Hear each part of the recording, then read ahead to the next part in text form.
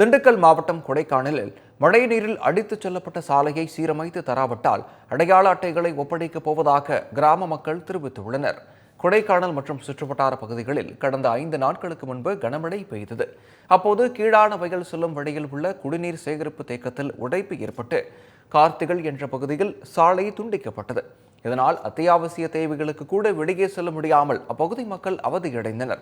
இதுகுறித்து அதிகாரிகளிடம் பல முறை புகார் அளித்தும் நடவடிக்கை எடுக்கவில்லை என கூறப்படுகிறது. இந்நிலையில் சாலையை சீரமைத்து தராவிட்டால் ஆதார் அட்டை, ரேஷன் கார்டு உள்ளிட்டவற்றை அதிகாரிகளிடமே ஒப்படைக்கப் போவதாக கிராம மக்கள் தெரிவித்துள்ளனர்.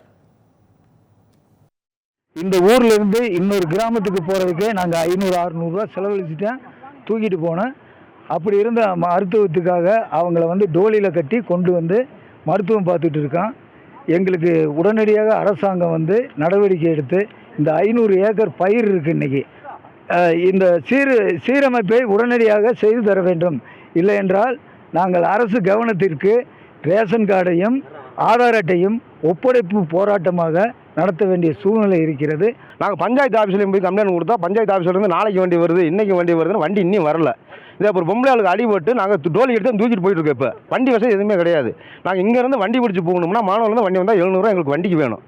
நாங்கள் ஏற்கனவே கூலி செய்தாதான் எங்களுக்கு காசு. நாங்கள் 300 ரூபா கூலிக்கு போய் 700 ரூபா வண்டி கொடுக்குறதா இல்லை அரசாங்கம் இருக்கா இல்லையா எங்களுக்கு எந்த ஒத்துழைப்புமே கிடையாது. கிளானவயலுக்கு அரசாங்கம் எதுவுமே எங்களுக்கு பண்ண மாட்டாங்க.